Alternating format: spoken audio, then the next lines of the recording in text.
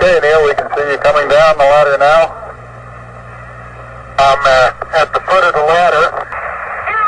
Tony, it's so great you can't believe it. Hippity hopping over hill and dale.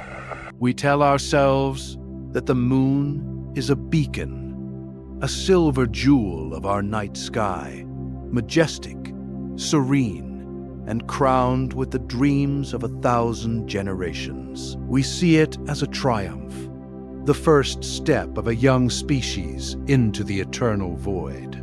We celebrate the heroes, the majestic golden era of the Apollo 11 mission, and the footprints pressed into the dust as a promise of a new beginning.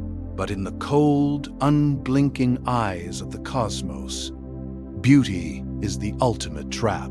If you strip away the propaganda and the patriotic fever, the reality of the Apollo 11 mission was not a journey of discovery. It was a desperate, high-stakes gamble with a monster. The moon is not a sanctuary.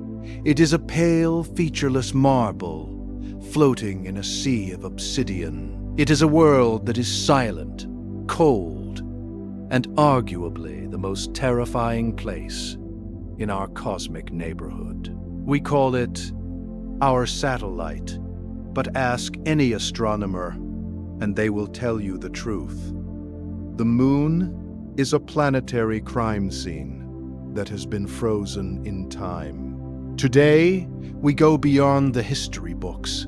We look past the heroic glow to find the hidden nightmare of the first lunar landing. This is the untold story of Apollo 11, a mission into the heart of darkness. To understand the horror of Apollo 11, you have to understand the world they landed on.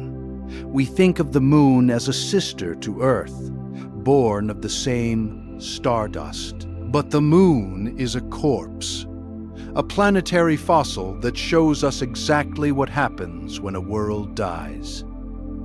It is a rusty wasteland of gray dust and jagged rock. Billions of years ago, the moon was likely born of catastrophic violence, a collision so devastating that it didn't just crack the crust. It shredded a living world into fragments. What remains is a collection of broken things. The entire surface is a grinder of pulverized glass and razor-sharp shrapnel. On Earth, we are protected by a majestic atmosphere. On the moon, there is no blanket. There is only the eternal twilight of a dying world. Because there is no air, the moon is a silent world. If Neil Armstrong had shouted with all his might, the sound would have gone nowhere. It is an unnatural silence. When the Eagle landed, it didn't land in a park.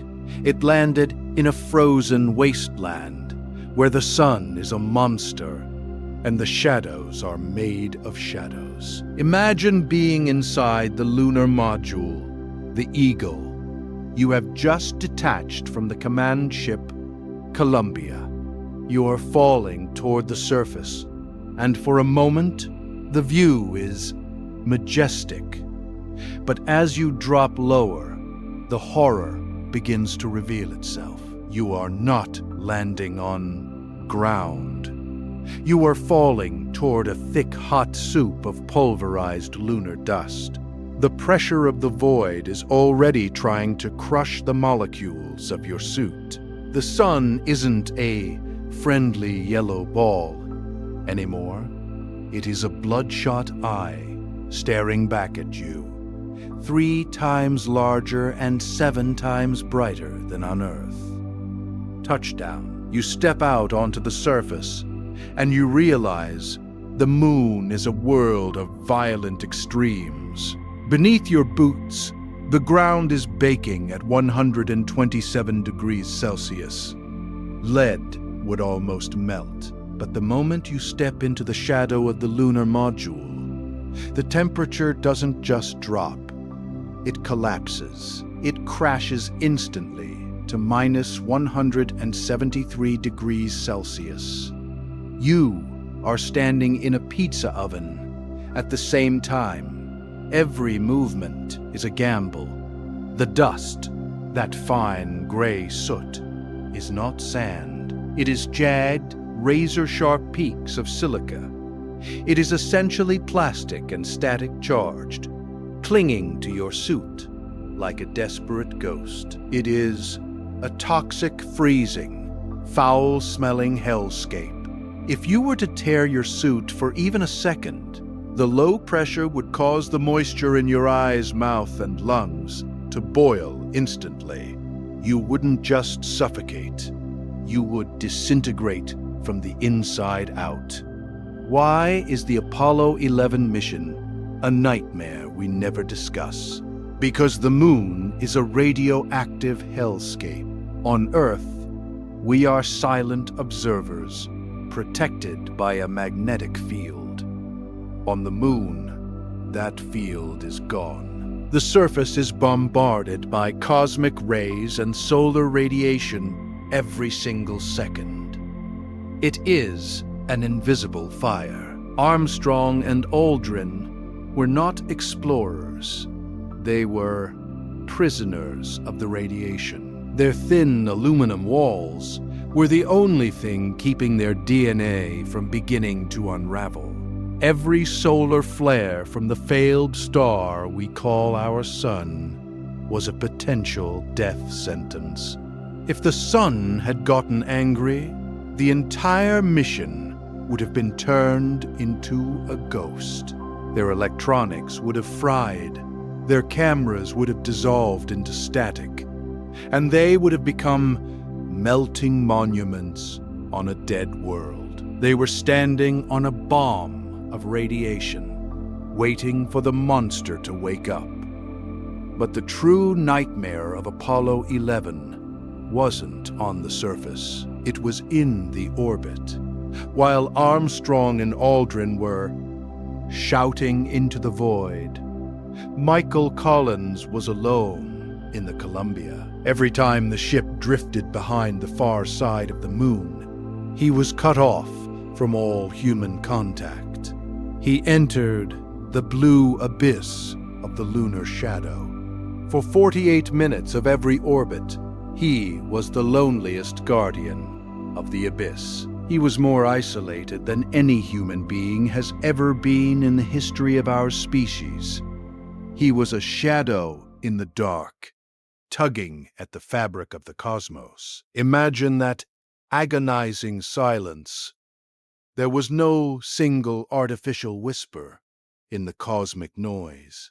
He was born into the dark side, growling old in minutes as he watched the stars through the window.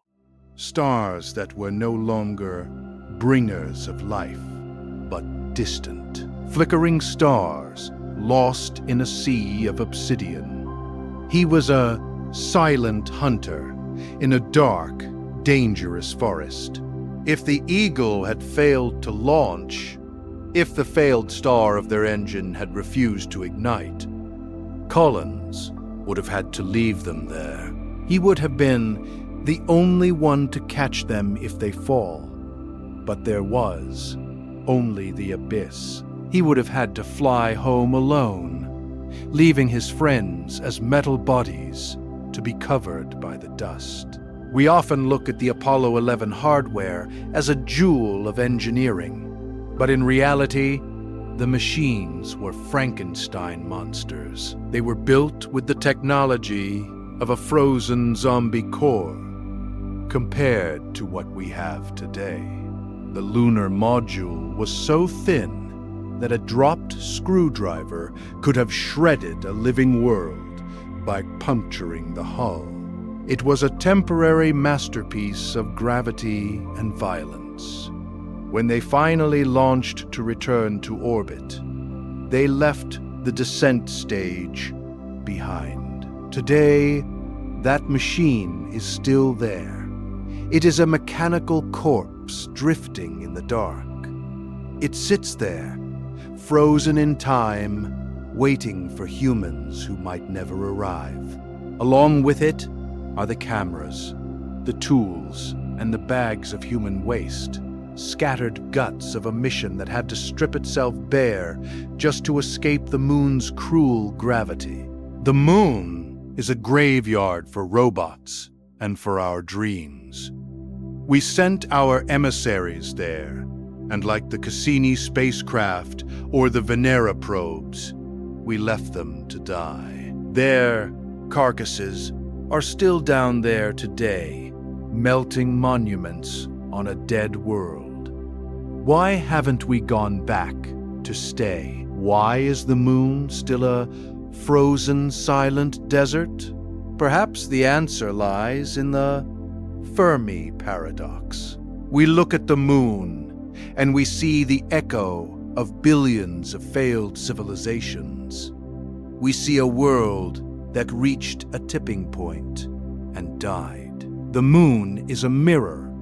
It shows us how fragile a planet really is. It shows us that an atmosphere is a gift, not a guarantee. We went to the moon looking for gas and rock, but we left having found a warning. The great, deafening silence of the lunar landscape is a reminder that the cosmos is not made for us. We are just small guests living in the shadow of giants. Apollo 11 wasn't just a mission. It was a cosmic dice roll. We sent 3 men into an incinerator that never turns off, and somehow they came back. But the scars they left behind will last for eternity. The Apollo 11 mission remains the most beautiful trap in our history. It lured us across the void, only to show us how small we really are. When we look at the moon tonight, we shouldn't just see a morning star or a frozen paradise. We should see a ghost. We should see the shadow in the dark, where 3 men once screamed into the void and were met with nothing but emptiness. The moon is a scorched monument to our curiosity. It is a world of iron and silence. It reminds us that beauty can be deadly, and that some doors should remain closed. As we look back at our own chaotic, noisy, living blue marble, we realize that the silence of the moon is a message. It is a reminder of just how precious our fragile existence is. We are a single miracle blooming in a barren cosmic desert. And for 8 days in 1969, we almost became part of the graveyard. Stay curious. Keep looking up. Because the more we learn about the deepest darkness, the more we find the deepest questions about our own existence. And the journey to finally find those answers is what makes us human.